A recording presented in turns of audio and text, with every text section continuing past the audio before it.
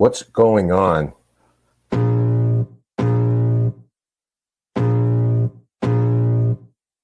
can feel the blood creeping up from the heathens. Got will, got fight, got pride, got reason. If they wanna go eat, then you know I'm gon' feed them. If you're coming for me, hope you're ready for a demon. I got eyes in the back of my head, I'm seeing. Take me for granted and you know I'm leaving. I'ma take what's mine with the webs I'm weaving. I could take this crowd from seeing to believing. Got a taste for blood and my tongue keeps bleeding. From the words I spit, so sharp, so freezing, so cold. Behold, frostbite they feeling. I could tear you apart or I could go heal them. Don't believe in fate, don't believe in ceilings. I just need a taste and my mind starts feeling. I don't pace myself, I grind on kneeling. Got lust for change, I just love the feeling.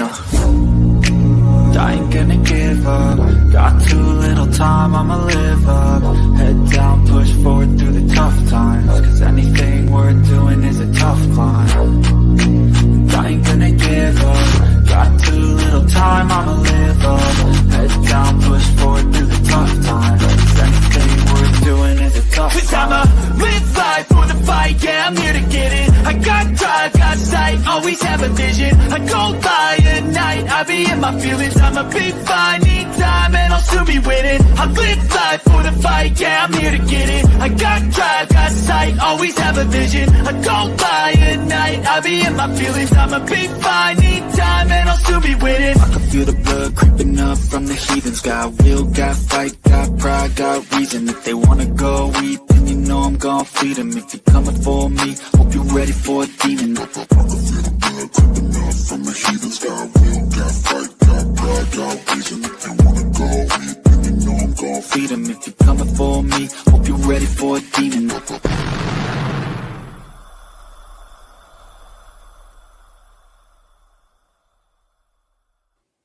Hey, ladies and gentlemen, good evening and welcome to our Sunday night live show here on Dead Air Full Spectrum. And we are kicking it off, man. I'm telling you, this is already the second show of 2026. It's going to be going fast. This year's going to go by too fast. So thank you guys for joining us tonight. Very, very special guest going to be joining us here in a few minutes, Christian Stepien. And boy, you're in for a treat. So sit back, grab your favorite beverage, and get ready to be entertained. Don't forget to hit that subscribe button, if you will. Also, the thumbs up and the reminder bell. And again, for each and every show, I've said this to you guys already, that it really is important to do this. How do we turn that thing off, Ken? It never ends. There we go. Ken took care of it for us. How you doing, Ken? I'm doing well. I'm doing well. I'm doing well. Here we are, show number 2. Welcome to everybody tonight. We are going to get into the realm of UAPs, or for us older folks, UFOs. Hello, everybody out in chat. And it's nice to have you with us, as always. Yeah, I am definitely looking forward to this. And I want to tell everybody ahead of time, because I know that you'll have some questions for our guests. Please send those on, and at the appropriate time, we'll get to those tonight. But we are having a nice winter up here. Lots of rain. Where you're at, you're getting all the rain? We are. Aren't you Well, supposed to be getting snow? I mean, kind of in New live, England. near Newport, Rhode Island. So we get a lot of ocean breezes, things like that. So, rain. I think we're getting colder weather here than you guys are. Let me check my weather here. Well, so be it. Oh my goodness. Uh that's crazy. I would like that. All right, Ken, let's get to it because we've got a lot to cover tonight, and I can't wait for our audience to be introduced to this gentleman. So, if you would, please. It'll be my pleasure. All right, folks. Tonight we are joined by Christian Stepien, the Chief Technology Officer of the National UFO Reporting Center, or NUFORC, one of the longest running civilian organizations dedicated to collecting and preserving UFO and UAP sighting reports from the public. In his role, Christian oversees the systems that manage thousands of reports from all around the world, helping ensure that they're archived, accessible, and useful for researchers, journalists, and the public alike. So, tonight we're going to talk about how NUFORC evaluates reports, separates misidentifications from genuine unknowns, what trends they're seeing today, and where civilian reporting fits into the broader conversation around UAPs as well as disclosure. So, without further ado, let's bring our guests on tonight. Come on in, Christian. Hello, Christian. Hello, everyone. Hi, You, guys. you look in the background, and you can tell Christian is West Coast. He still has light. Yeah. Yeah, it's just setting here, so. Sunny California. Hey, before we begin, Ken, or before I let you start in with this, and I'll pop off of screen, I wanted to just send everyone out there the greatest of appreciations for sending me birthday well wishes all day on Facebook. I thank you so much. It warms my heart. So thank you guys. I appreciate that. Yes, I am working on my birthday, but I'm not going to work too hard. I'm going to leave that to Ken. So, Hey, George, I'm sorry. today is your birthday? Yes, sir. I'm You shared a 40. birthday with Peter Davenport, the director of the National UFO Reporting Center. Really? So it's his birthday today as well. Yeah. I saw a couple of birthday wishes for different people out there today. It's a good day to be born, to say the Mhm. least. So, Right. and it was only 30 years ago I was born, Right. 2022. So, Right. anyway, I'll leave you guys to it, and I'll be back a little bit later on. Okay, thank you, George. And for your birthday today, I got you a nice present. We brought Christian Stepien in, and it's again a pleasure to have you here, Christian. So let's begin with this. For viewers who may not be familiar, what is NUFORC's core mission, and how would you describe its role in modern UAP conversations? So NUFORC is primarily a reporting agency. And, we, like I think you said in the intro, we've been around since 1974.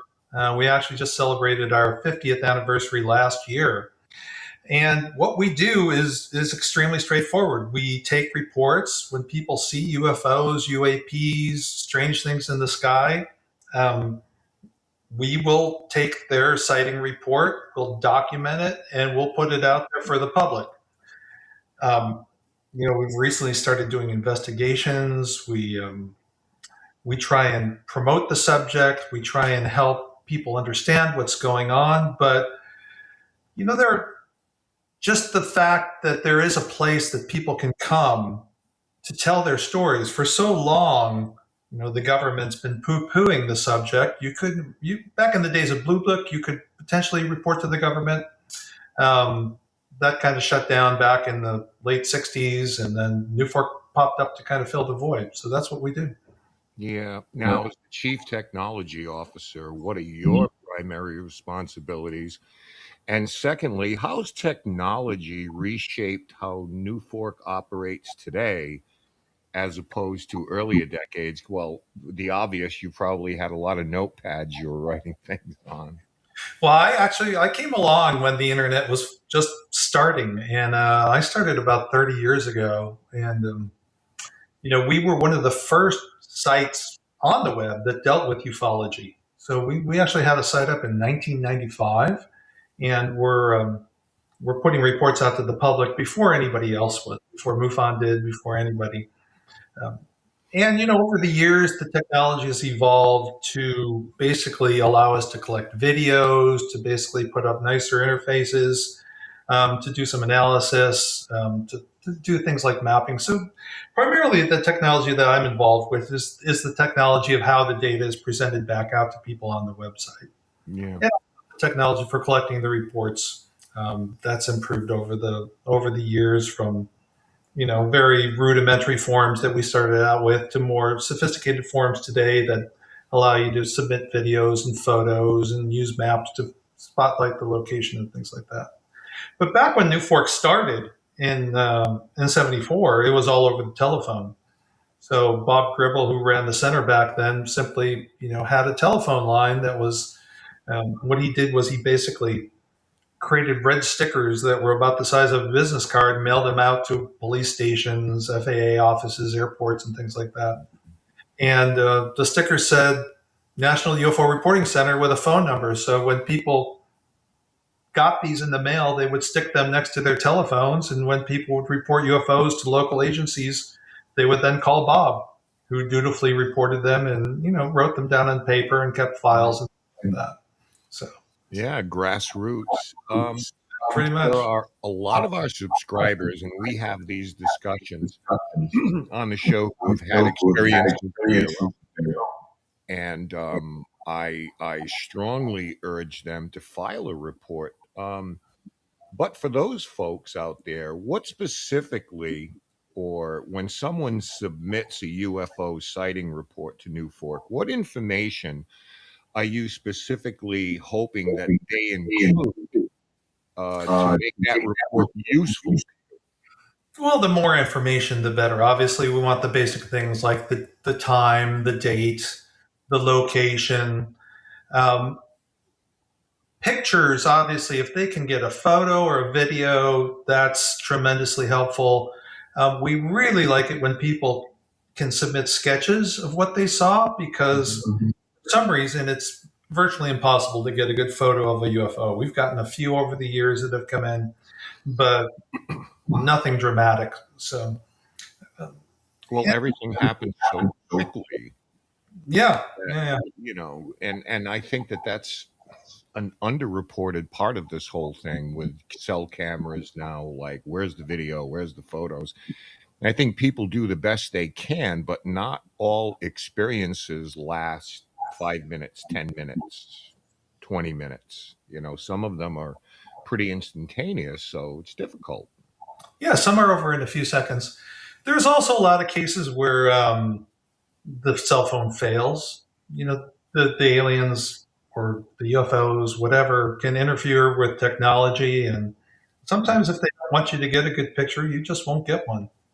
Right. So can you walk us through quickly what happens to a report when you receive it, from the moment it's submitted to when it's published or archived? How does that process work? So the reports come in. I actually review all of the reports now. So I will personally read each and every report that comes into NUFORC, and I'll grade them. And about 30%, I can pretty much look at what was said, or if there's a video or a photo, identify it as something potentially man-made. For instance, about 30% of our reports comes in, we can say right off the bat, that's a balloon, or that was Starlink, a Starlink satellite train, or that was a SpaceX rocket launch from Vandenberg or Cape Canaveral. So I'll mark them, and then if depending on how dramatic it is, the top reports, I think about 10% of them will mark as extremely, anomalous reports.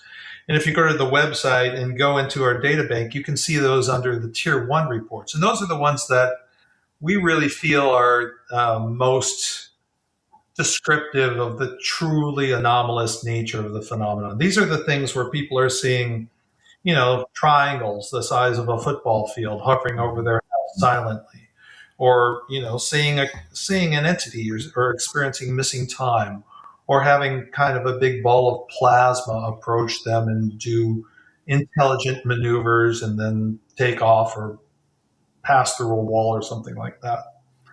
So, and then, we basically have 4 tiers of reports that we, from good, better, best, and the absolute, Right.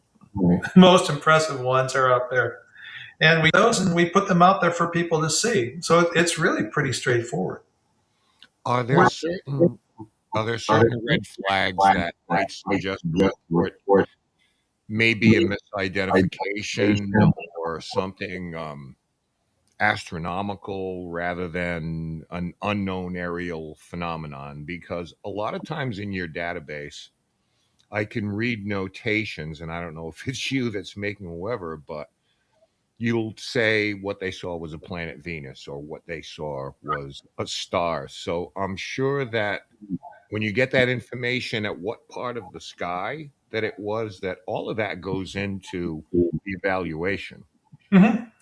Yeah, and we, over the years, we've collected more and more data points, such as, what direction was it? What was the angle of elevation over the horizon? How big would you estimate it was? What was its estimated speed? What direction was it traveling if it was moving?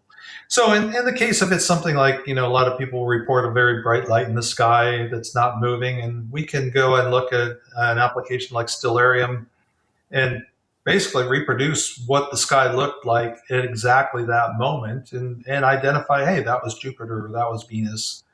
Or there was nothing there at all, and maybe that was something truly anomalous. Mm-hmm. So, to that point, what are the most common astronomical or man made objects that people most commonly misidentify as, I hate to say UFOs, because if you can't identify it by nature, it's a UFO by definition. But what are those things that most people I can actually, misinterpret as something anomalous? yeah, I actually could pull up some stats on that. Sure. Can I share my screen? Yeah. Put up a graph of something because it can answer your question specifically. Entire screen. Let's share that, and let's just go slideshow, current slide. Yeah.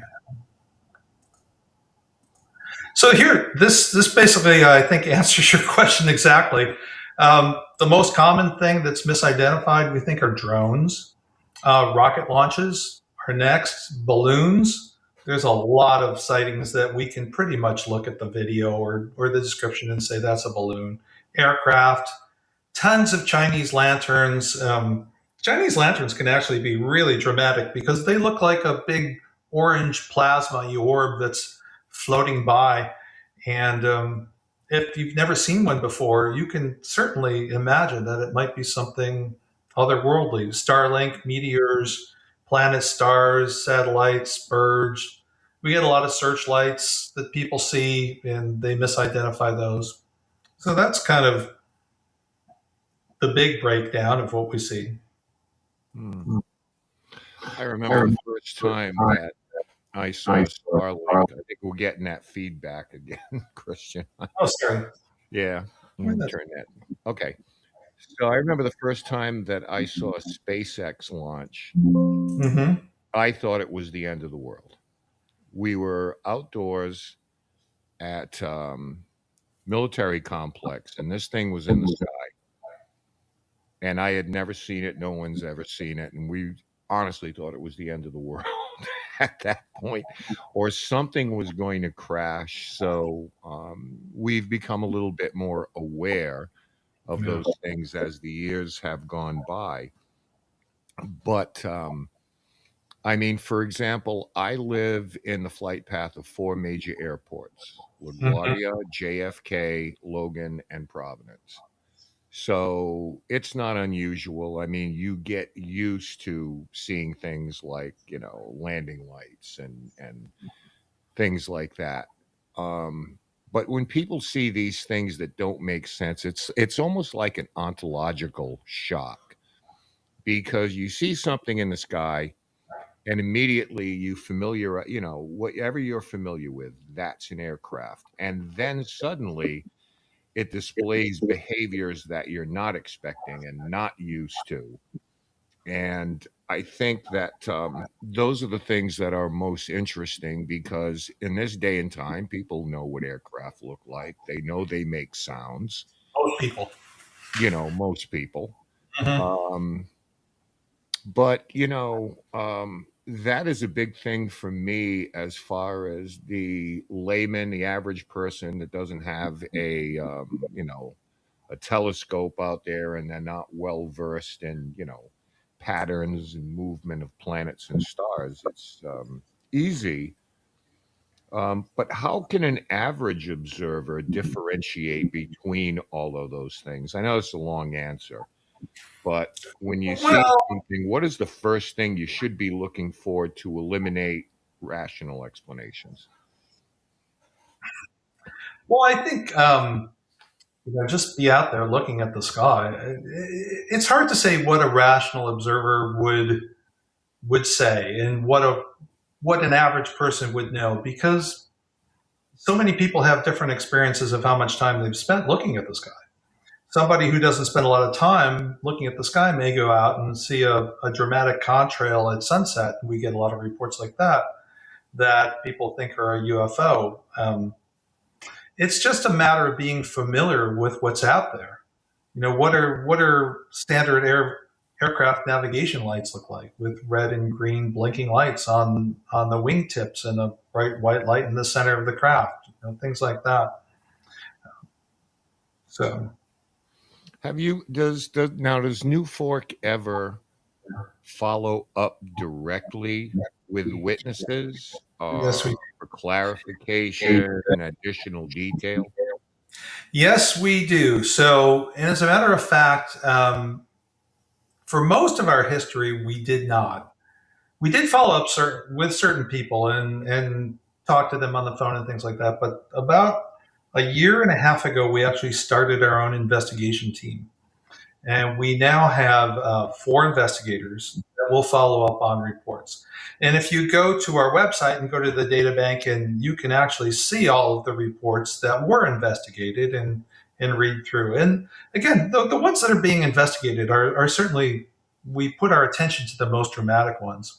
And, we've been talking a lot about kind of the misidentified things, but we should talk a little bit about the things that certainly were not misidentified. And if I can share my screen again, I'll put up some of the most dramatic images people have shown. So let me let's try this again here. Sure. This is fun. Share my screen.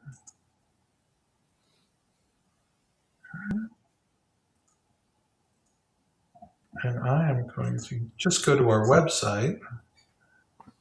And can you see that okay? Yeah, we'll bring that up. I just want to take you through, when I was talking about, how dramatic some of these sightings can be. Here are some examples of that. This is a sighting from Cambridge, Ontario, where somebody saw 89 glowing red spheres. And these are going to be in the order that they've come into the center. So these are more recently reported things, even though sometimes these were quite a long time ago that they actually occurred. So this was something somebody saw in 1976. Let's see if I can make this bigger for you. There we go. How's that, better or worse? No, it's about the same.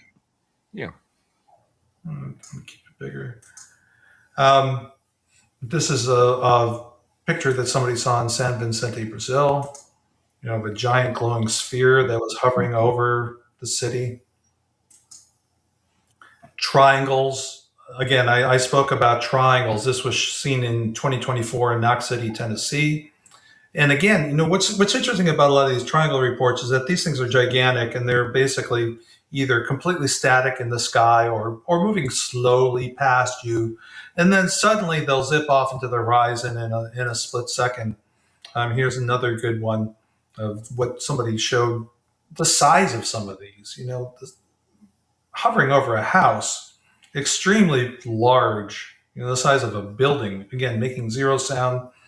There's a lot of strange phenomena that people report about things that, let's go into this one and look a little closer here. There you go. See, just like giving off electrical discharges and things like that. Let's go back here. Strange shapes like that, boomerang shapes,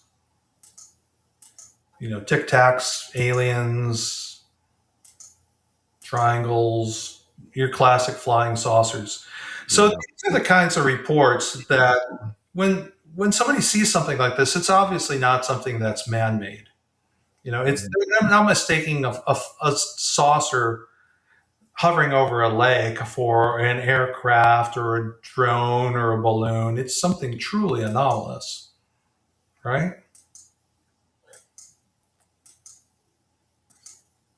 see if we can. There's an egg that somebody saw sitting in the snow. Sort of like the Zamora report. Yeah, things like that. Big plasma voids. Ships. So anyway, that gives you an idea of some of the strange things that people see. Okay, so Let's it brings us to a couple of questions. My first question would be, why the triangles? Have you stopped to think, is like, what is it about the triangle? Is it like an aerodynamic thing, or what exactly because that seems to be, by and large, I'm not sure when it started, maybe in the Belgian flat back in the late 80s, probably before that. What is it about the triangle? And my suspicions have always been this is something man made, maybe dark money, black ops, things that we're developing here. But that's always puzzled me, you know. well, let me dissuade you from that assessment. Okay, let's go. Triangles have been seen back into the 80s, and again, we're talking about.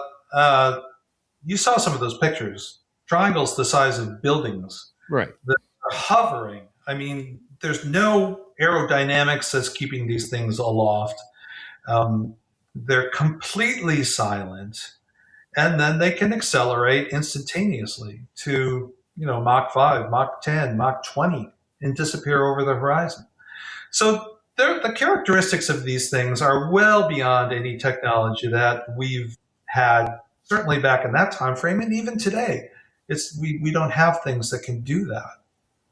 So why are they triangles? I don't know. It's when we get into kind of trying to understand reasons for things and why ships are the shapes they are. There's people like Hal Puthoff and some of the physicists who, I don't know if people have seen Age of Disclosure, but that's a fantastic new documentary out of there where they talk about some of the ideas behind these things, about what the physics might be behind why these craft are shaped the way they are or how do they move the way they are. But it's really all surmising at this point. Nobody has any proof of these things. It's all theoretical. And the whole alien UFO paradigm gets so strange so quickly that you kind of get beyond physics and into the paranormal aspect of things pretty quickly. And Yeah. we don't Well, know even how real some of these things are, or are they projections into our consciousness? What are they? Well, there's a little bit of talk now about these things, holographic images and stuff like that. Is it possible, theoretically, that the difference in all of these craft, you have the sport model, you got the disc, you got the cigar shape, you got the triangle, you got the V. Is this maybe a case of various, let's call them extraterrestrial, if that's where we're going, but is this a case of different races, or like us, do every one of these vehicles perhaps have a different function? On Earth, a bus doesn't look like a dump truck, that doesn't look like a sedan, but each one of those things has a specific job or a specific purpose. Is it out of the realm of possibility that that's what we're seeing here as well, with the different shapes and designs of these craft? It's certainly not out of the realm of possibility. I wish I could answer that question, but I just certainly don't know.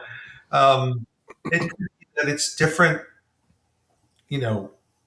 different aliens, different entities, different NHI groups that are producing these things. I don't think anybody's come to the conclusion that there's just one kind of group out there that's visiting Earth. There could be multiple civilizations, entities, whatever they are, Right. that are visiting us, and they may each have their own technology or their own ways of doing things. I mean, some of these things are so different. Take the orbs, for instance. The orbs don't look like ships at all. They look like big glowing balls of plasma that are flying around making intelligent maneuvers. and approaching people. We've had plenty of reports where people will see something that looks like a star in the sky, and then all of a sudden it'll swoop down and be right in front of them. And almost, you get into communication and telepathic messages going back and forth between these consciousnesses and people and all kinds of things. There's some very credible witness, including pilots, people in the military that have seen these things. And one would think that they can identify a craft and they can identify something that's acting very much in an anomalous way. When we're talking about these things at incredible speeds, that with anybody human on board would just vaporize us and tear us apart with those kind of G forces. Is Oh it yeah. conceivable that we're talking about either drones or being a like unmanned craft, or the ability to sort of hyper jump from point A to point B instantaneously? Because we remember David Fravor, Mm-hmm. right, in 17, where this object he was seeing, the Tic Tac, suddenly goes back to their predetermined meeting point, the cap point, they called it, sort of in the blink of an eye. So something that fast, we look at it like physiologically we'd never survive something that fast. No, we couldn't. It's these things seem to defy the laws of physics that we know. Mm-hmm. So they're either operating interdimensionally outside of our laws of physics, or there's been theories that they have some kind of control over gravity itself so that they can nullify the gravitational field that they're operating in, violate the laws of momentum and do these crazy things. Because you're right, no human being could survive in a craft that's doing the kinds of maneuvers that these things have been seen to do. Going back to the Tic Tac and David Fravor, we actually interviewed the radar operator from the Nimitz. We were the first ones to do that, who was the guy who basically was watching that Tic Tac do its crazy maneuvers for 4 days before they sent Fravor out to go intercept it. And they were basically out off the coast of San Diego. They had brand new radar that was state of the art at the time. This was 2004. And they were picking up these objects that were dropping from 80,000 feet down to 10,000 feet in a split second. And nothing, can do that we have. I mean, literally almost instantaneously. It's 80,000 feet, then it was at 10,000 feet, then it was at 40,000 feet. And, they thought, well, it must be some kind of a glitch in our new technology, our new radar systems. But every test that they ran showed everything was working properly, and they finally decided that's actually what's going on. And they vectored Fravor out there to go see it, and he was actually able to get close to it. So, about that case too is what happened afterwards is that two mysterious guys showed up on the ship, came on, landed on a helicopter, and absconded with the hard drives with all of the radar on them, and took all the evidence off. So, there's something about Catalina Island out there, and a lot of stories theories about undersea bases. But if we're looking at that, is it a better idea or a better thing to speculate that they may be not traversing light years away, but they're actually here, closer than we think, if we're going with the alien explanation for this? Sure. The theories abound on where they come from and who they are. And, you listen to some of the abduction stories and where the aliens will actually tell people where they're from. And they'll say, oh, we're from Zeta Reticuli, or we're from some other star system, or something like that. But, can you believe them? I don't know. They certainly could be making that up. This is what's, both exciting and frustrating about this field, is that it's extremely hard to get to an understanding of what's going on. I Right. mean, for 70 years, these things have been sighted in our skies doing these crazy things by tens or hundreds or thousands or maybe even millions of people have seen UFOs. As a matter of fact, I tell people all the time, just go ask your friends and family, have you ever seen a UFO? And you're bound to run into somebody who's seen something that they can't explain. Um, so, but we still don't have a great or even a good understanding of where they're from. We have a lot of stories. We have the abduction research that's been done, which kind of points a light in certain directions. We have stories about secret government organizations and legacy programs that may have answers, but nothing concrete ever comes out about that. So it's all hypothesis and surmising. We just it's just one thing we do know though for sure is it's real. I mean, there's no question whatsoever in my mind, and I think in most ufologists who spend any amount of time in this subject, that they'll come to the conclusion that yeah, this isn't a mass hallucination. This isn't all misidentifications like we were talking about at the beginning of the show. No, this is a non-human intelligence, NHI, for sure, um, doing something that we can't do. And they do things that are so far beyond what mankind has the ability to do with our own technology or our own consciousness that we're somewhat at their mercy. Maybe, maybe not. Maybe they can't.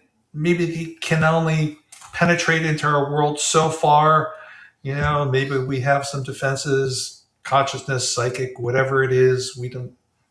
But I don't think we have any technological defenses to what they can do. That's Well, despite all the talk about aliens, I'm a pretty pragmatic person.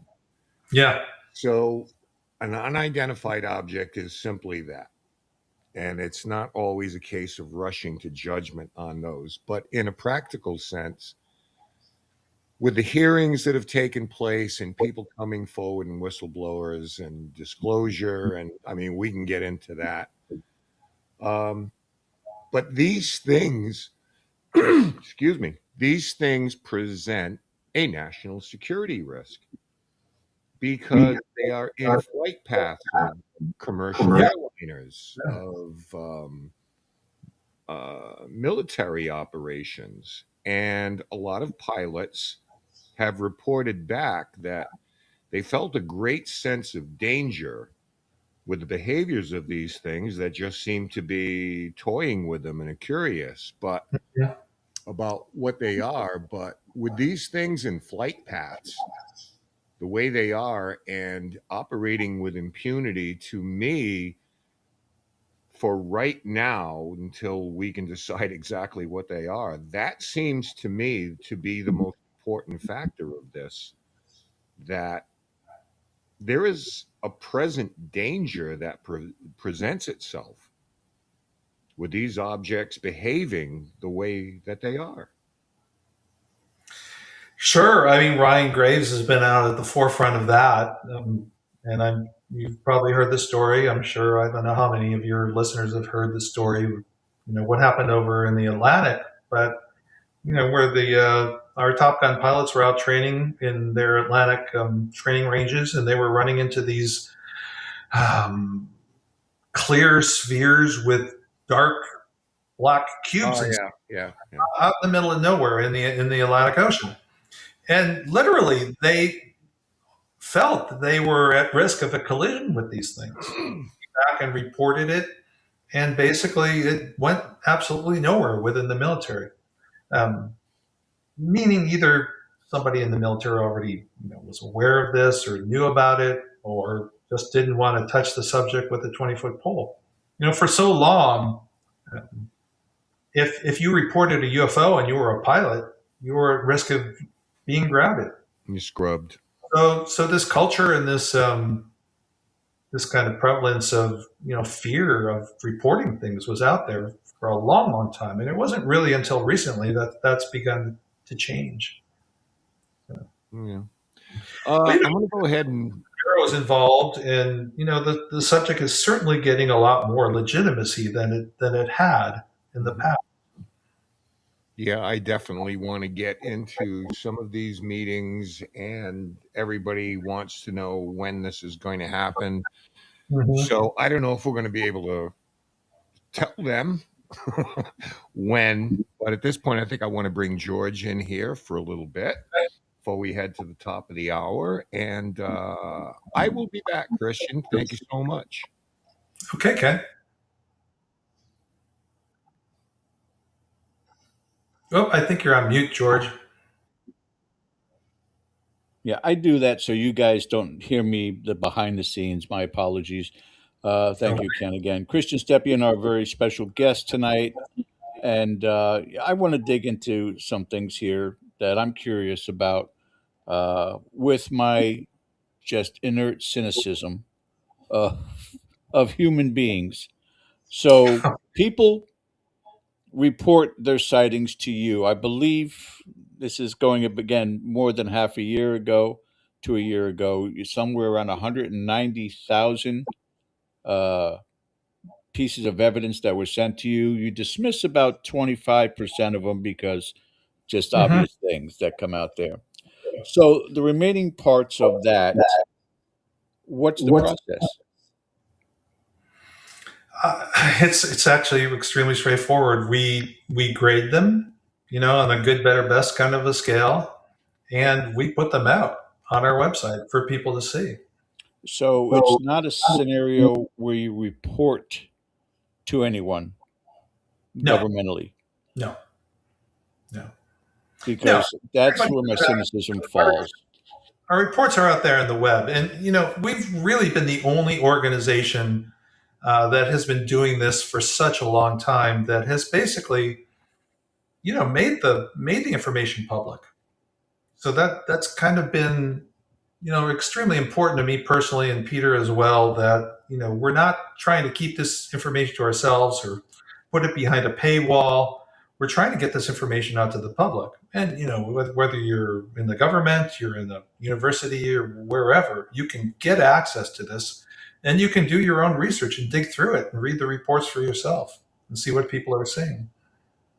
So there's no conclusions drawn so much by NUFORC in the sense of you look at the validity of the evidence that's being presented to you or sent to you, and then once you've come to a consensus that yeah, this is something that's interesting, let's put it on the page on the website, but nothing as far as let's look at the last 6 months and do we see a pattern here? Is that presented also on the website? Um, Not so much on the website. The website does organize things by date. You can go in and see how many reports came in various states. We have a map out there so you can see geographic concentrations of sightings and things like that. But honestly, it's an extremely uniform phenomenon. One of the biggest flaps that we've experienced was the drone flap back at the end of last year, Right. where and this actually made the national news and broke into CNN, which almost never talks about UFO things. News Correct. Nation has been on this subject for a while and has been doing a great job of covering it. But our reports tripled in the span of a week or two, from 300 reports a month. I think we were getting to, it went up to 1,000 when the drones were flying around. And some of that might have been just people being more aware of what's going on and looking up, but there were certainly a lot of sightings and some extremely dramatic sightings. People were sending us videos and reporting things of big drones hovering over their houses, shining beams down on them. Drones the size of buses, the size of cars, flying around for 5-6 hours at a time. The New Jersey Police Department tried to look at them with an infrared cameras and couldn't see them, indicating that they weren't giving off heat signature. These things were not broadcasting remote IDs, which are required by law. They were seen over um, sensitive government operation, like the what was it? One of the arsenals out there in New Jersey. some of our Air Force bases. They actually shut down Wright-Patterson for a day when they were seen there. So there was crazy stuff going on, and it was definitely a flap that started and then ended. And what's interesting is there's a similar flap that happened about 5 years prior back in um, eastern Colorado, western Nebraska, where people saw these same kind of drones flying around and reported it to the local police. It didn't get nearly the press coverage and nearly the widespread awareness of what was going on because it was in a more remote area, but it was kind of a similar phenomenon where all of a sudden there's all these things going on, and then all of a sudden it just kind of fades away. Do we have any kind of To inkling this, of an idea that these drones, if they are not the standard drones that we're aware of, and you can go anywhere on the internet and see drones that are the size of buses and cars. They're very large ones to have there also. But what about of a different technology of a different country? And in the sense of, I'll give a hypothetical. There's uh, Chinese agents that are in our country that have shipped these parts, maybe put it together here or was already put together, but somehow got it into the country and are able to utilize.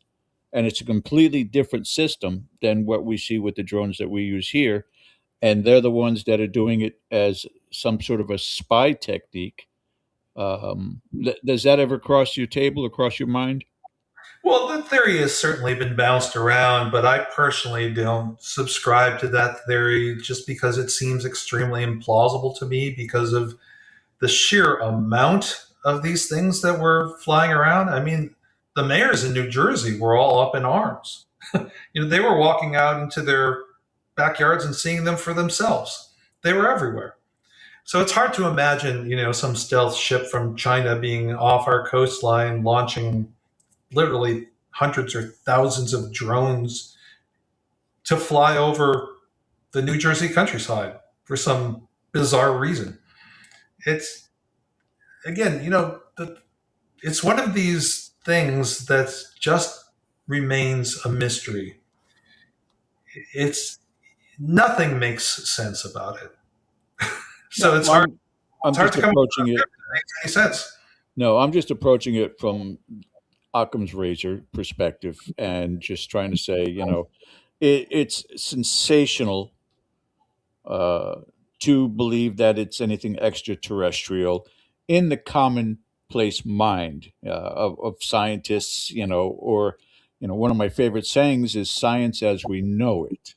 And Hmm. that's the biggest, I think, obstacle more than anything else is that we're not aware of how things happen as far as technology is concerned, far beyond our capabilities. But that leads me to why I asked the initial question with you, Christian, which was, what do you do with the information? Because as you're quite aware of, the government has been talking about this topically for quite some time, admitting to the existence of what they call UAPs.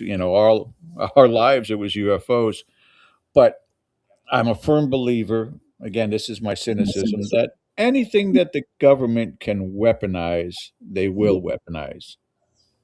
And if there is a way that we could capture a ghost, because again, we talked about what we did primarily on this channel, is if we had the ability to capture a ghost, the government would want to know how they could do that to get secrets from other governments. Same principle comes into play with regards to the technology from crashed UFOs, captured UFOs, or volunteer UFOs that come into play, and how that would be confiscated and protected by the government. So anything that you would work with that was going to be detrimental to them, they would shut you down or just get rid of your website. I mean, are those things that you have in discussions with your group? Um, yeah, to a certain extent, I think what you're saying about the government. I don't know if you're probably familiar with what the government was doing with remote viewing back in the day. Absolutely. They're not afraid to venture into the paranormal, or they weren't in the past. I think a lot of that stuff has been kind of shut down now, but they were doing some pretty dramatic remote viewing experiments and having some pretty dramatic successes with that. So, Yeah. I remember one story where somebody was remote viewing the inside of Brezhnev's office, which nobody had ever seen. And then finally, we sent a diplomat over there who got to go in, and it was exactly as the remote viewer had described it.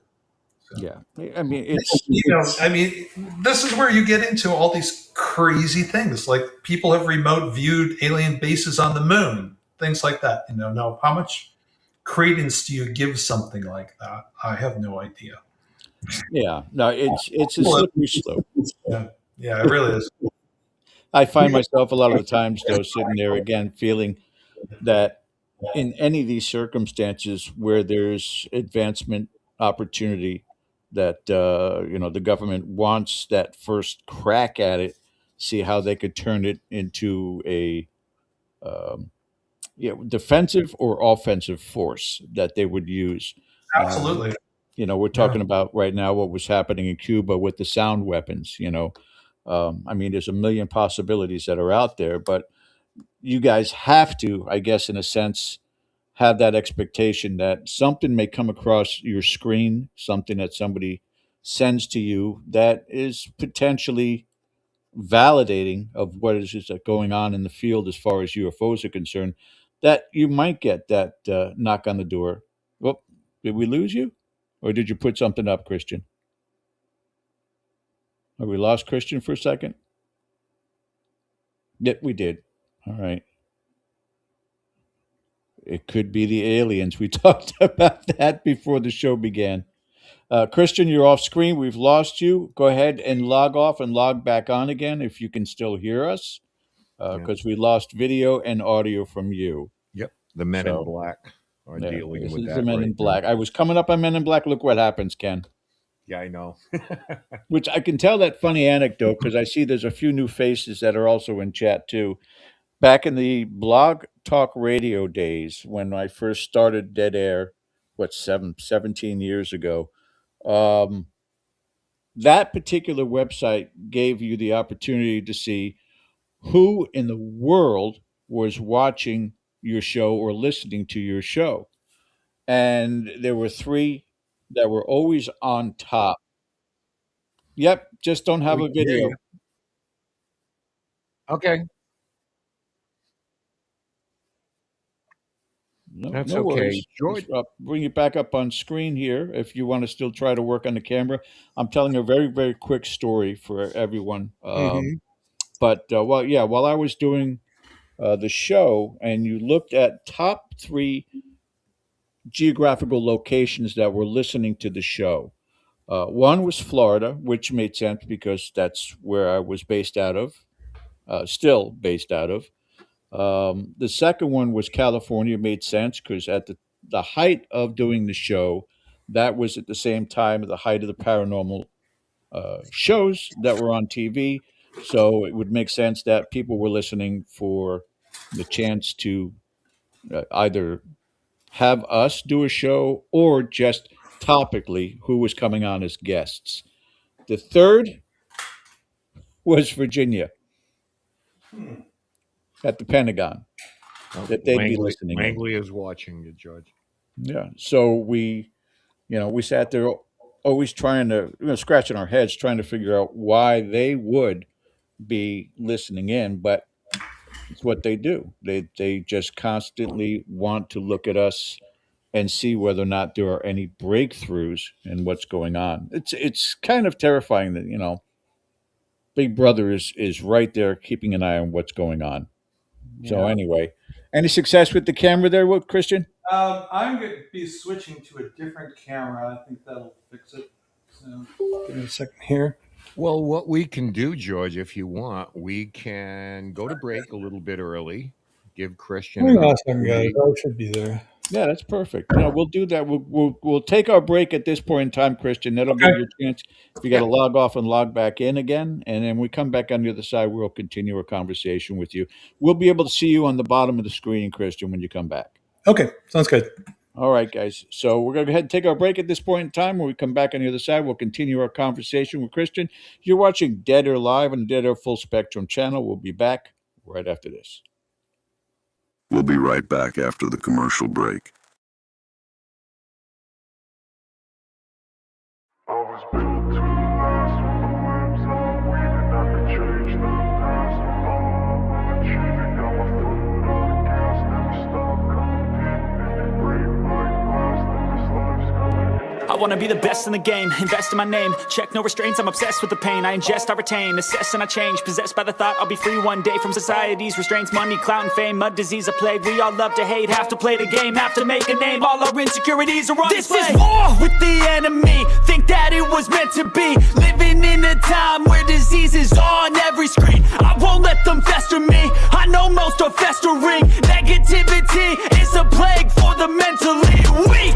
No mercy, all I got is working. Never stop searching, never quench the thirsty. I'm toxic and psychotic, with this logic you can't stop it. It's been chronic since I was a boy, so neurotic and chaotic. Go! To last with the webs I'm weaving. I could change the past with all I'm achieving. Got my foot on gas, never stop competing. If you break like glass, then this life's gonna eat 'em. Make mistakes real fast, then you learn how to beat 'em. If you take off the cast, you can see all the healing. If the pain's in the past, move on from the grave and put your foot on the gas. No, never stop competing, yeah. I've been doing this, I'm on it. I just wanna be iconic. Sipping on a gin and tonic, got me going off when I'm on this.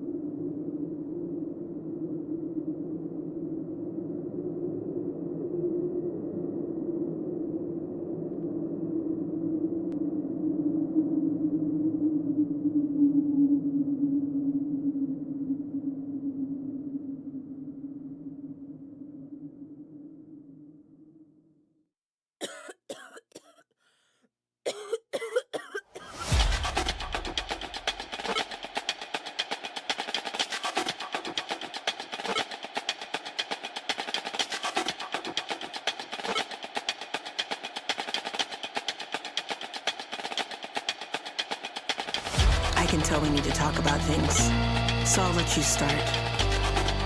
Yes, I'm listening. Oh, I understand that. You need help with what you say?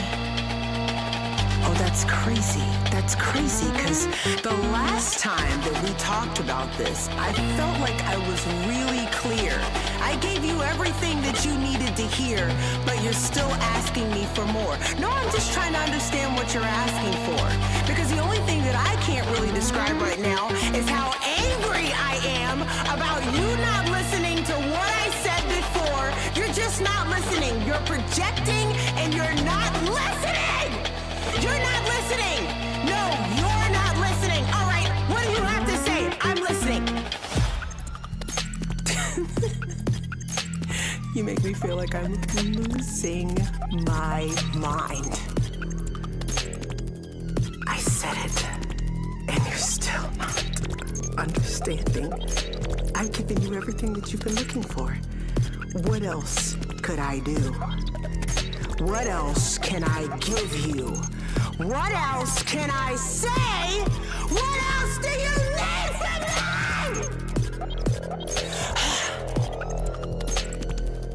I am. I'm going crazy. Yeah, I'm repetitive. I'm saying it over and over and over and over and over and over again. Why should I repeat myself? Why should I repeat myself? Why should I repeat myself? Why should I repeat myself? Why should I repeat myself? Why should I repeat myself? Why should I repeat myself? And now, back to our show. Tej, you got to relax. Right? My goodness. And now back to our guest who has returned with a fresh new look, Christian Stepien. A fresh new camera. Yeah, we blamed it on the aliens, by the way, Yeah, or the Men in well, Black. they are the likely suspects here. That's for Men sure. in Black have visited Mhm. Christian tonight. Well, I'll be Christian, I back. appreciate you Yeah, no indulging me in problem. going down the rabbit hole with regards to the government conspiracy part of it, because I'm always looking for, and that's one of the biggest things, even in the aspect of spirit contact Uh-huh. advancement. We've kind of been stagnant for many, many, many, many years, and I don't know how you feel about that because you've been doing this for a long time. Also, that is there progress in what it is that you're doing? What do you feel? Is there progress in what we're personally doing at NUFORC or in the field of ufology in general? Give me both answers on that because if they're separate and distinct, I'd like to hear. Well, I think certainly in ufology, there's some progress being made. I think, again, the general acceptance of the phenomenon has improved tremendously over the last 10 years or so. Um, People are there's more information being collected. There's more serious scientific uh, attention to the subject and things like that. But we're still, it's still an extremely mysterious phenomenon, and we're still not really coming up with the hardcore answers that we hoped we would get about what's actually going on. Why is it that abductions are not as much of a thing anymore, do you believe? That's a really good question, and I'm not sure if it's because the abductions have actually become less frequent or because the aliens have gotten better at abducting people so that they are not aware of it as much, or you know who knows. But you're right, the abduction phenomenon seems to have died down. There are also not as many, I think, really prominent abduction researchers out there these days. The David Jacobs, Bud Hopkins, John Mack have all gone by the wayside.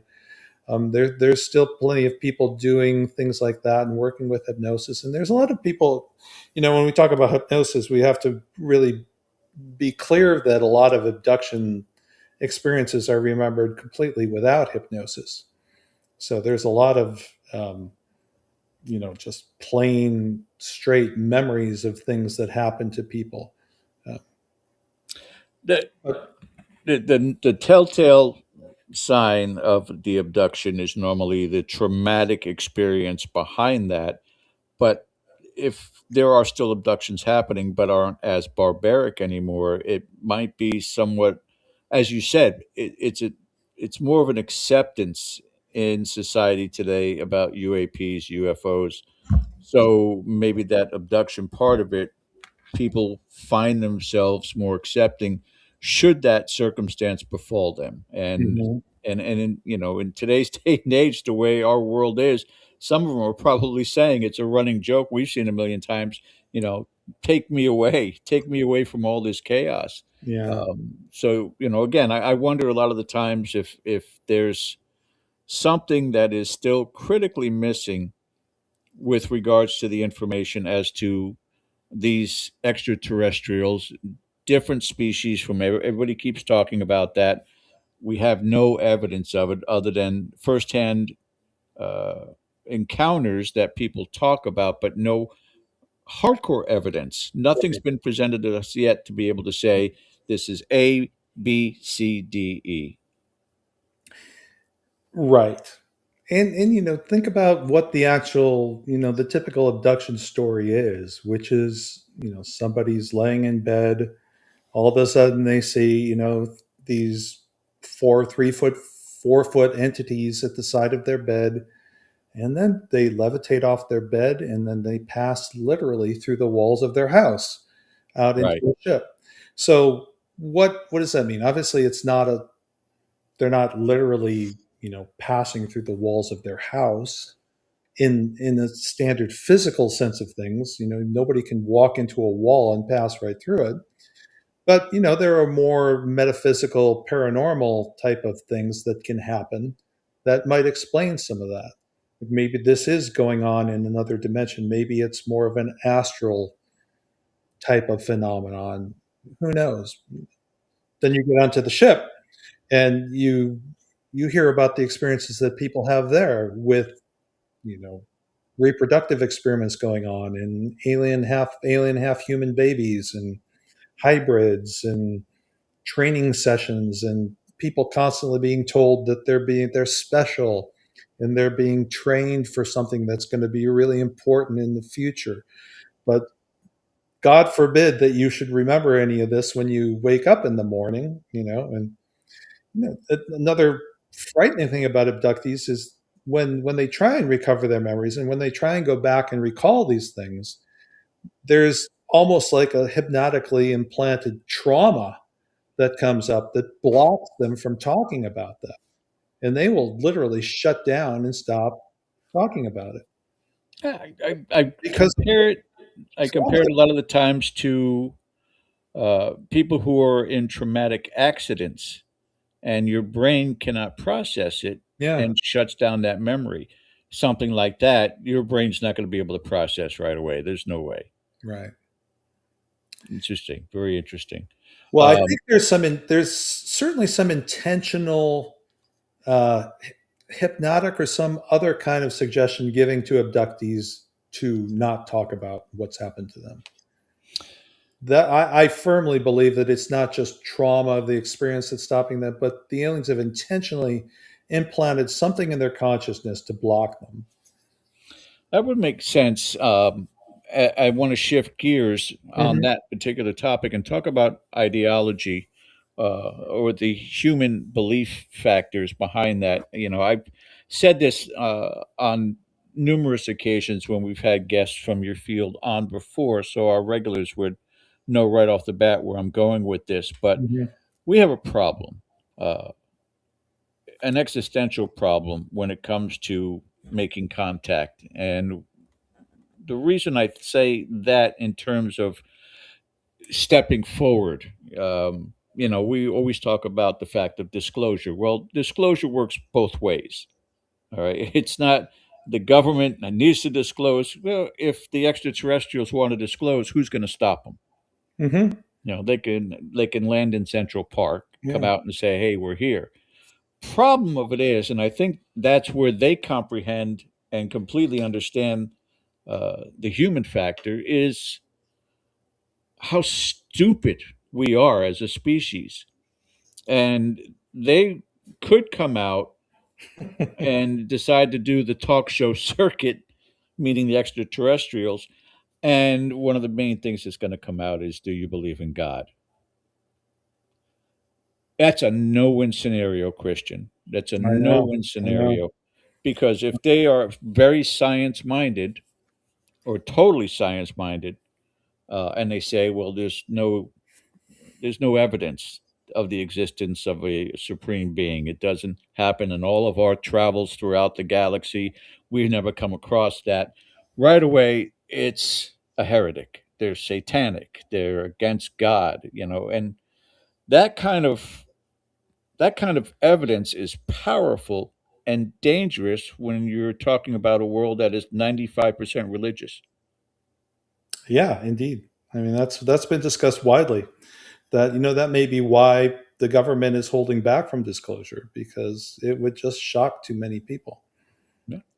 I think there's some good videos out there by I don't know if you've heard Jim Semivan, but he used to work in the CIA, and he's basically his point is that what is the government supposed to say? There are these things out there that can do it basically anything they want to us whenever Sure. they want, that we can do absolutely nothing about. And thank God they're kind of sort of leaving us alone, but at the same time they're stealing people out of their bedrooms at night and performing these somewhat semi horrific procedures on them from time to time. And to be fair, some abductees report extremely positive experiences, and they seem, have the aliens exude these feelings of love and happiness to them. And other people's have extremely traumatic experiences. It's all over the map. Yeah, So, it's individual. Each event is individual. Then, mhm. yeah, It's a it, spectrum. It's a wide spectrum of experiences, from extremely positive to extremely negative. um, okay, Ken, if you'd like to come back in again here, sir. I think I have expired all of my questions with Christian. But if you want to join us at this time and continue And we're on, back. because again, you're much more versed about this than I am, sir. Well, I'm going to try. It's a lot to live up to, but All right. Thank you, we're here Christian. for it.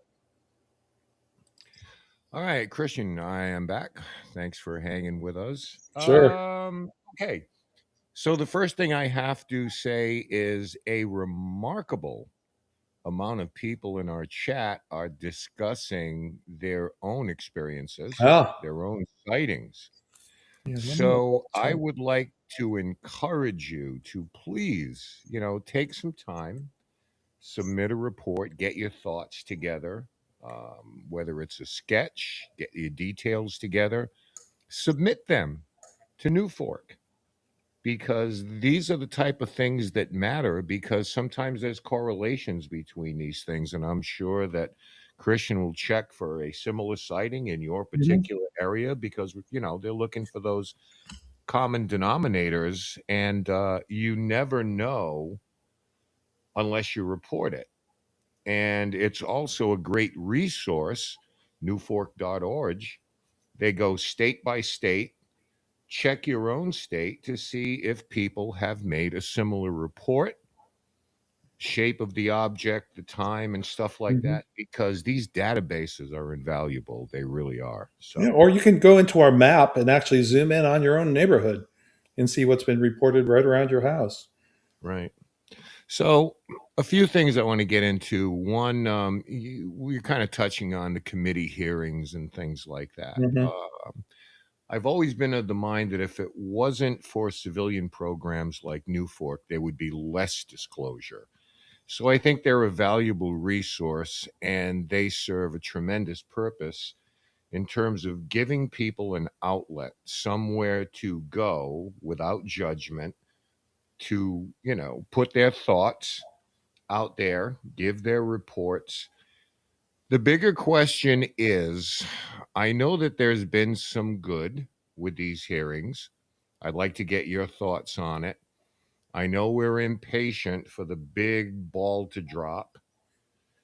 Um, in some ways, to me, Christian, just my opinion, they've been a little underwhelming in terms of reaching any kind of a conclusion.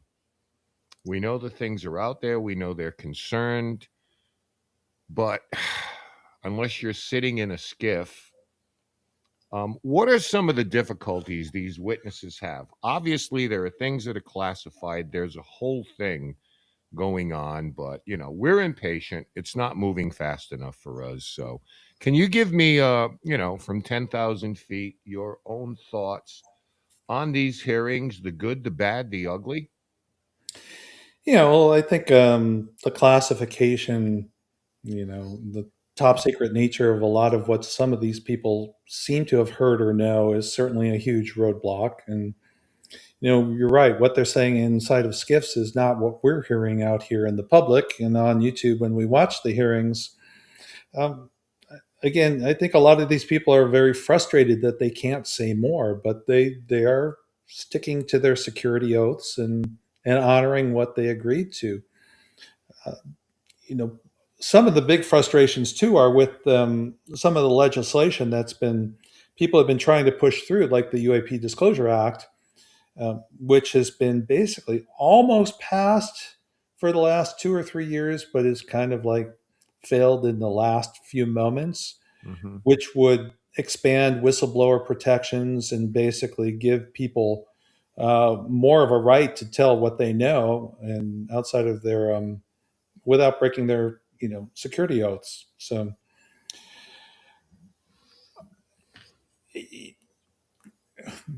A lot of the talk and a lot of the discussion when you hear people like Lou Elizondo, Tim Galladay, Christopher Mellon talk, who are all very well credentialed government officials, is they speak about this legacy program that is supposedly out there, right? This top secret, deep, dark program somewhere deep within the Pentagon or you know, deep within the military contractors that knows a lot more than even they do. Mm. And they speak of people being threatened with death if they were to reveal what they know. So whether that exists or not is it's a difficult question. There are certainly some of these people are certainly convinced that this program exists. What it is, where it is, what exactly it's doing, we don't know. An interesting piece of information came out. There was I think David Grush was interviewed by on a podcast recently where he's basically said that James Clapper, who was the former DNI, was running one of these crash retrieval programs for a long time. He was in charge of that. So that's one of the first times I've actually heard a name put to Mm. this program. Now, again, I'm sure he would deny that, till his dying breath. But is something going on or is nothing going on? It's really hard to be out here, without a security clearance and make a good judgment on that. There may be something going on. There may not be much going on. I don't know. Well, I The crash remember. retrievals themselves are hard to pin down on what exactly happened. You go back to Roswell and you start studying the Roswell case in any level of detail, and you're going to find that a lot of the witnesses are dubious. The people who said they saw bodies aren't necessarily credible, but without a doubt, something strange happened there. Was it an alien craft? Was it something else? It certainly doesn't sound like it was Project Mogul, as the Air Force has been trying to convince us of for years, but Right. it's something else. But again, you always walk into this foggy wall of mystery the farther you get into any of this stuff. Yeah, the unfortunate part about that, when we're talking about someone like Lou Elizondo and Christopher Mellon, these Mhm. people were part of the intelligence community. Yeah, So, you know, the cynic in you says, is this disinformation? Don't look at this, folks. Look at this. Don't look at, it's kind of like, and a lot of people who may not be aware of a guy named Richard Doty. I've heard her. Yeah, I know Richard. I really want you maybe to watch a documentary called Mirage Men, and that Okay. may give you an idea of kind of how they operate in plain sight, give you what you want. But, our cynicism is always going to be there, and maybe it's supposed to be there. Maybe they've had 70 years of learning how to confuse people and disseminate information.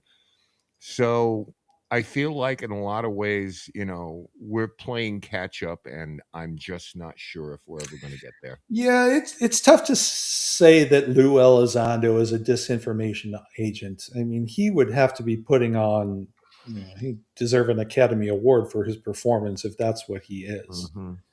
I think he genuinely believes what he's saying. Um, and then you have to ask the question: so if it's some kind of an operation to make you think, you know, to convince you that there are UFOs to cover something else up, what would it be that they're covering up? Hmm. Some weapons program or something that it seems kind of crazy to go to that length to cover up something more mundane. Yeah, I don't think it's necessarily all the weaponization of technology that we're reverse engineering or retrieval programs that we're learning a little bit more about now. It's also just the technology, not necessarily weaponry, but just companies out there want to know how things work.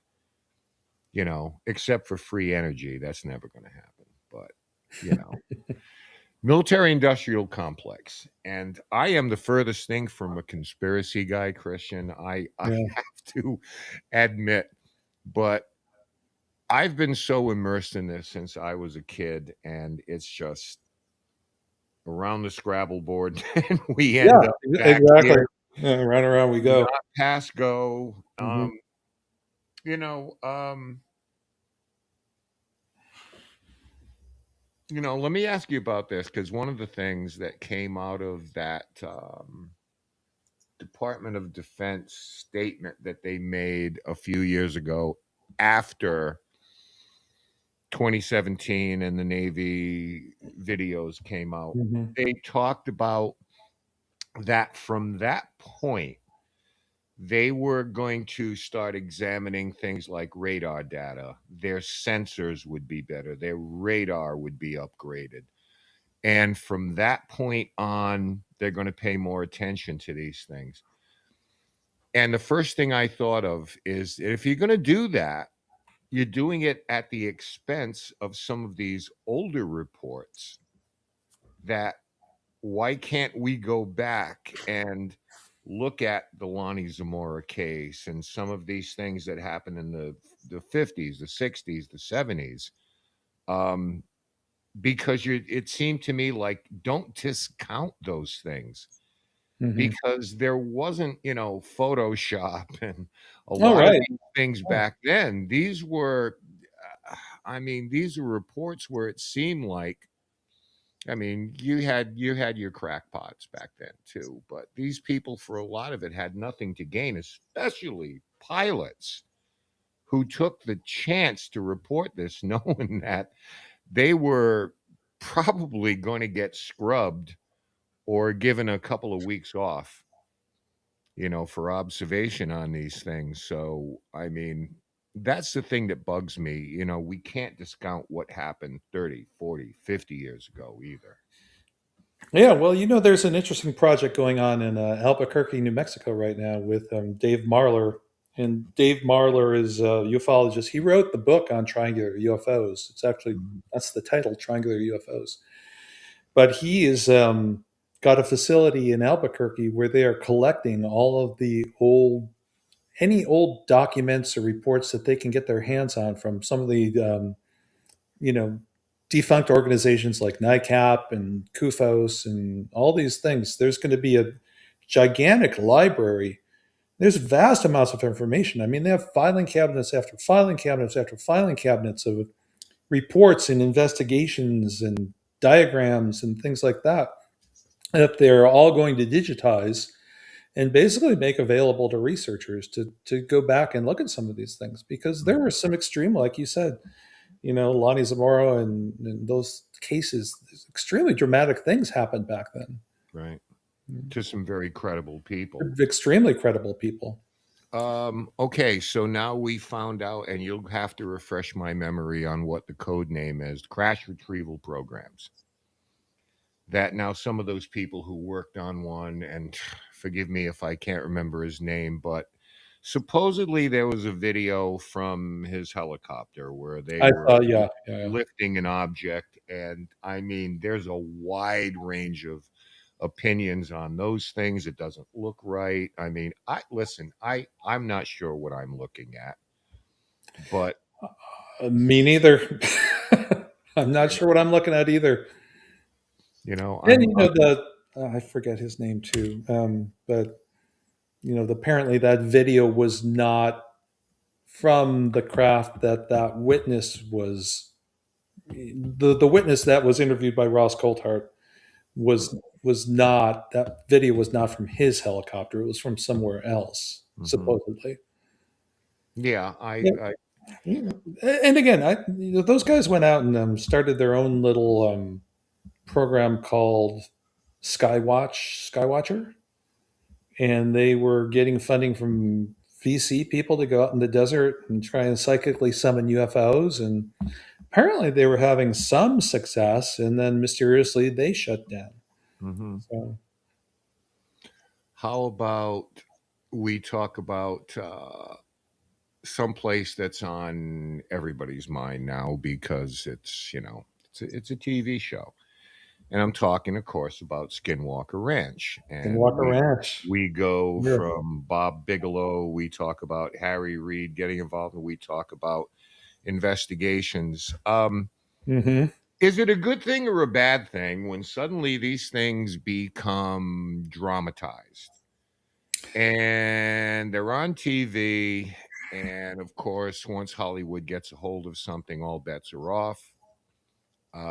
Again, You know, I guess the yin is it brings it into the public consciousness, and the yang to that is, are we looking at something that even resembles realism anymore?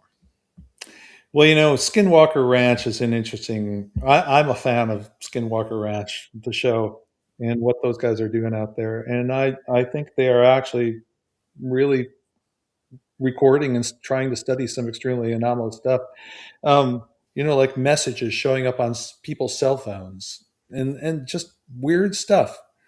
I've heard. I was at a UFO conference where I was listening to a woman talk about a sighting of a triangle she had in Joshua Tree National Park, which is just near Palm Springs outside of LA. And the craft came over. She took out her phone and pointed her phone up at the craft, and on her phone, a message came that said, "You're not allowed to video this." Mhm. Now, that is so far.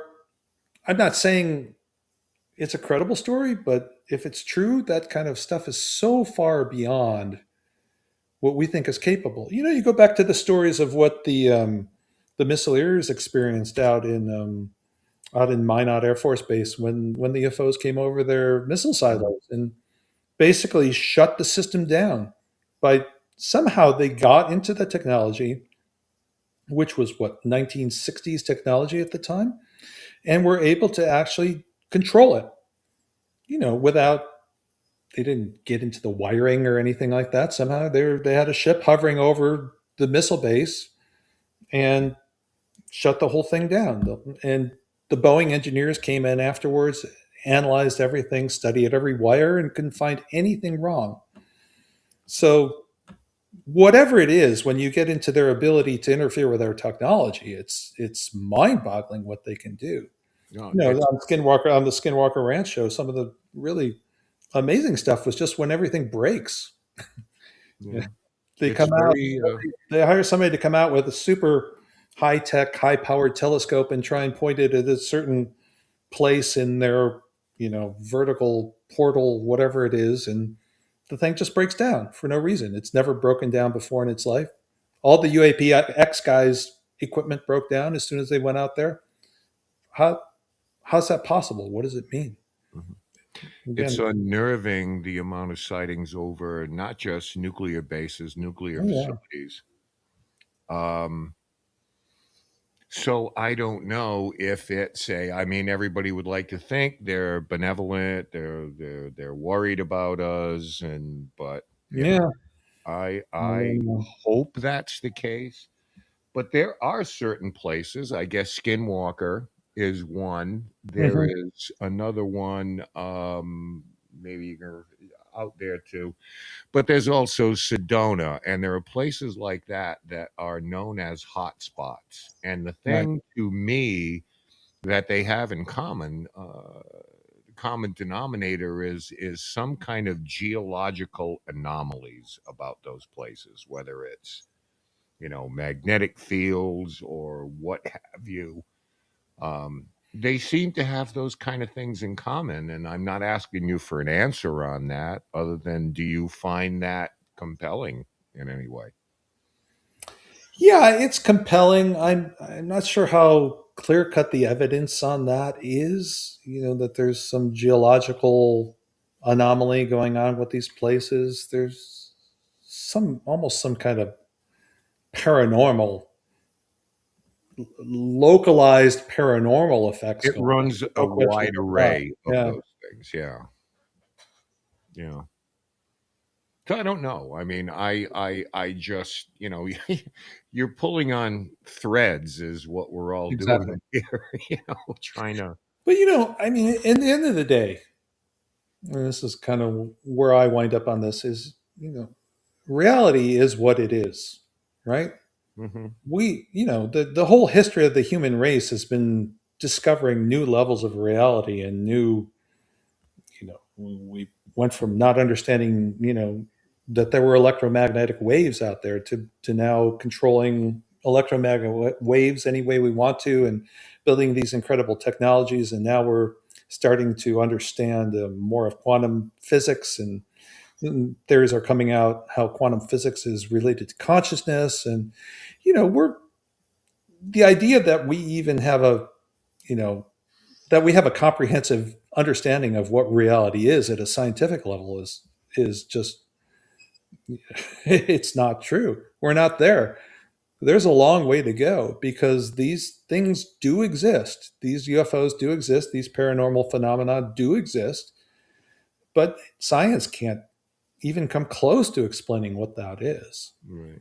Well, it's a wonderful arrogance to that Hmm. sometimes that if we haven't classified it, then, Right. it can exist, which really is not the definition of science at Yeah. all. Science is made to wonder, what if, or is it possible? So we're a little myopic when it comes to that. A couple of more things I have for you. Bring George Sure. back in. One of the things that came out of these hearings from the DoD was new reporting protocols, where pilots, especially military personnel, especially, were being commercial pilots as well, being encouraged to come forward now. We're going to be an open book. Is Right. this a fool's errand here, or do you Oh, think there is actually some type of interest in, because just because a pilot says something doesn't mean you or I are going to find out. I mean, I guess they'll put it in their database and act on it or not. well, I wouldn't call it a fool's errand. I mean, Arrow is trying to collect data, and they are. I think the new director who I've met seems like a really straight shooter, and I think he's really trying to do his best to get to the bottom of what's going on. But he's got an extremely difficult task because he has to prove this scientifically, right? Mhm, That's kind of what he's tasked to do. Like, find us the actual physical proof that we can reproduce with our instrumentation or our, you know, whatever, our science, our theories. Whereas, we've been discussing some of the stuff is just, it's not physical. It's not something you can approach with science. Now, getting, the pilots to report is a fantastic step forward because the more data we collect, the more of a mass of information we have to analyze and make some conclusions about things. mhm. So, and eyewitness testimony is not, it's not something to just throw out. You don't just throw out the baby with the bathwater. No, You people can can be convict, sent to prison because of yeah, eyewitness you testimony. can kill, you can convict somebody of murder and put them to death based on eyewitness testimony. Yes. So the fact that literally hundreds of thousands of people are reporting 4 foot tall, big almond-eyed gray beings next to their beds at night Mhm, that come out of these disc-shaped craft that are landing in their backyard. It's real. There's really something something is. going on. These What it people is, we don't know what it is, but it's real. It's part of reality, and reality is real, right? It is what it is. Mhm, We can't claim to understand it all. I think the whole human endeavor is to try and get a more comprehensive picture. And as I'd love to come back in 50 years and find out what we understand about this phenomenon. Hopefully, it'll be a lot more than we know now. right. Okay, here's true or false. Bob Lazar is the most credible whistleblower that ever existed. Don't put me on the spot, huh? Can I pass? Can I say I pass on that one? I think he is. You're welcome to Yeah. tell me why I'm wrong. I'm not an expert on Bob Lazar. I've heard pretty cogent arguments both ways on that, so I really don't know.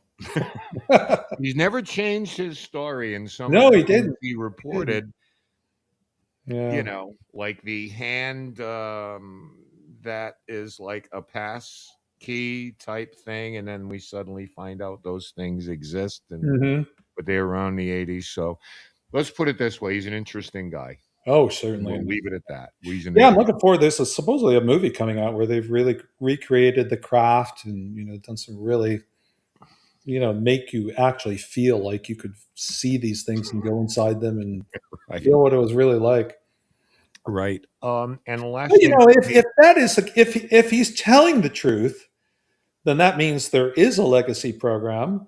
That means we're pouring vast amounts of money and resources into that. And Mhm. that it means we've kept this incredible secret locked up for when did Bob first come out? In the 80s, I think. And Yeah, 86. for 40 years, this has been locked down tight. And just knowing the human race, it's hard to believe that a secret can stay that secret for that long. I'm not saying it's impossible, Right. but a secret of that magnitude. I look at David Grush's Yeah. testimony and I draw those parallels to what Lazar was saying. Crash retrieval. We found these things, reverse engineering, and they can't give you a lot of specifics, but they're saying, oh yeah, oh yeah, oh yeah. So I don't know. Bob Yeah. Lazar, interesting story. And my It is an last thing, interesting story. because we do have some questions, and I'll let George Sure. handle those from our viewers. Give me your three. I'll give you three most credible UFO reports Yeah, it's a tough one. in our history. I'll give you three in no particular order. Well, I mean, the Phoenix Lights was certainly an incredible one because basically the whole valley saw it. I know that we were just starting, Peter and I, back in '97 when that happened, and the phone started ringing off the hook. We still take phone calls, by the way. We take reports over the phone. So Yeah. we have a hotline, and we operate the only UFO hotline where you can actually talk to a real person. Um, and even the governor came out eventually and said he saw the craft. So certainly the amount of witnesses, the number of people who saw that, the craft was sighted over the Navajo reservation the night before, flying over Right. by the police force out there, the Navajo Rangers, and it's extremely well documented. And again, just as far as like a mass sighting, I think that's the most dramatic. The most witnesses who have observed an event that we've experienced Mm. since I've been involved in the center. I don't think there's been another case like that since. Yeah. So, You got another one? um, honestly, it's. The problem I have is I read so many reports. I know. They all kind of. There's just so many. I mean, I've got one here from. Let me just look at my notes here. There was a pilot that reported a triangular craft. He actually got a photograph of it. This is from February of 24, when an airline pilot saw. He said it was a acre-sized triangular craft seen 4,000 feet below his craft, and he actually snapped a picture of it, which is extremely rare. Yeah. So, and then he basically said it. This is the kind of thing that happens. It didn't fly away. He said it kind of frazzled, like staticky discharge, and then it was just gone. So where did it go?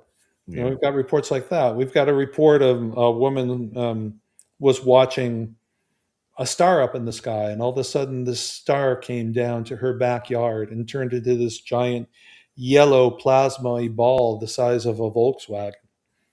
And then it basically hovered over her fence line and then approached her and then went right through the wall of her house into her house. So things Mhm. like that.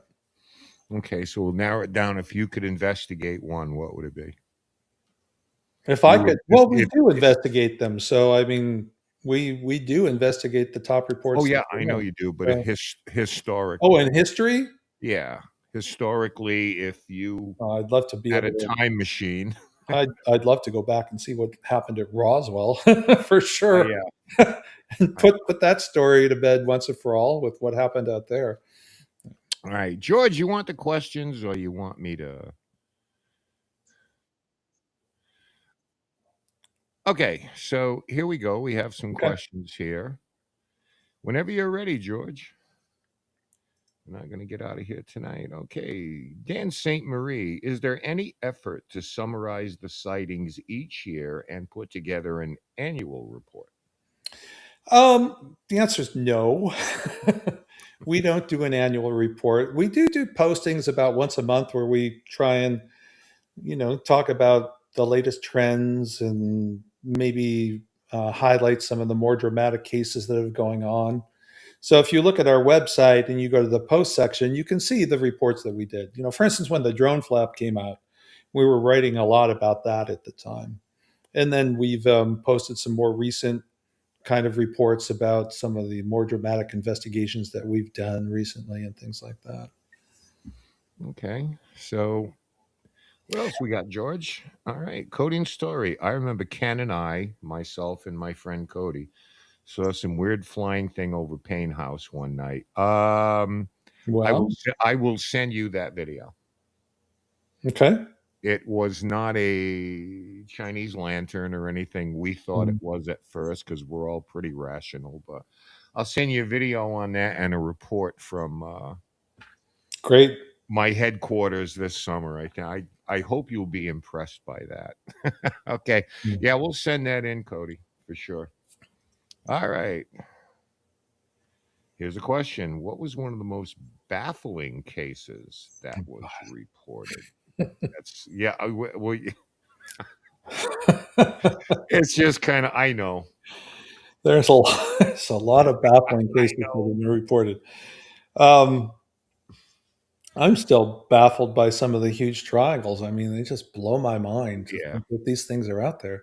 I've talked to people who've seen them, firsthand, and Yeah. what are they? Where are they coming from? Who's driving them? They certainly, people describe these things. They're not just triangles or three lights in a row. They look like structured, constructed technological objects. People describe looking up at the bottom of them and saying they could see, pipes and circuits and things like Right. that. So Well, it's how some about kind of technology that's, again, you have the spectrum of things from the technological all the way to the completely paranormal and everywhere in between. And are things from the paranormal trying to look technological? Are the technological things, using some kind of paranormal technologies? What's going on? We don't know. mhm. And that's why I asked about them earlier because then you have cases like in Illinois where police from 3 different towns literally saw this thing and passed it Yeah, off to each other. Should be there's a name for yeah, it. and then they saw it. It's heading your way. Well, now it's just turned west and you Right. should be seeing it right about now. One of them snapped a really bad picture of it.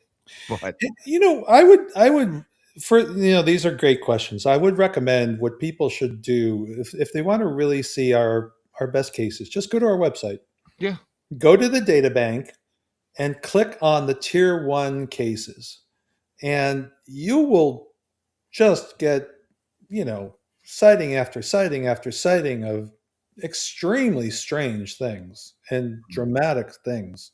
And there's a lot of interesting video and things. That's the tier one reports right there.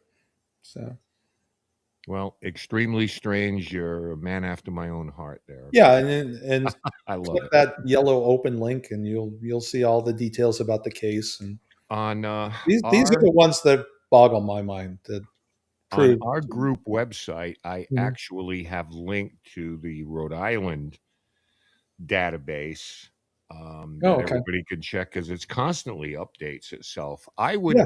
I can't. They're not going to ask for your name, address, social security number, anything like that. But I strongly urge everybody contribute to this database, you might say, it's only one report. But if All you right. go in there, you will see that this is, is it searchable by date, Christian?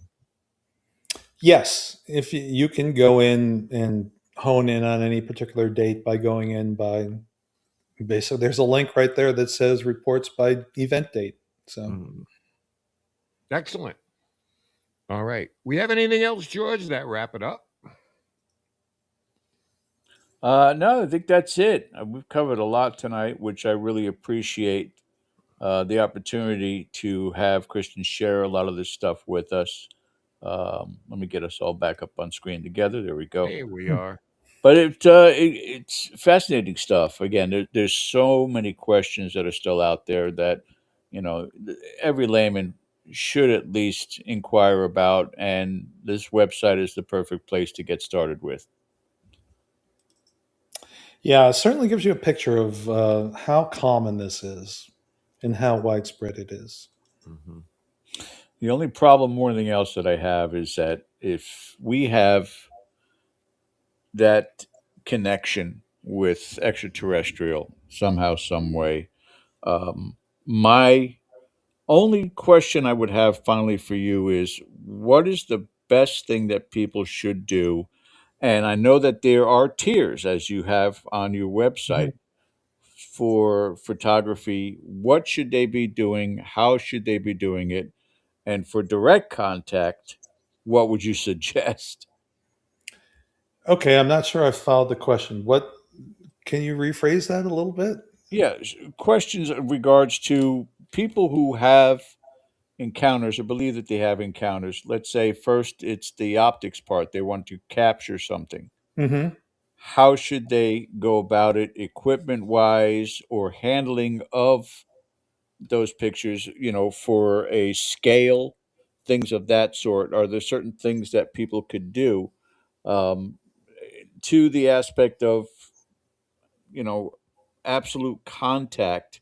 And they're going to give it to you in written form. What information are you looking for from your witnesses? Well, we're looking for as much detail as you can possibly provide us with.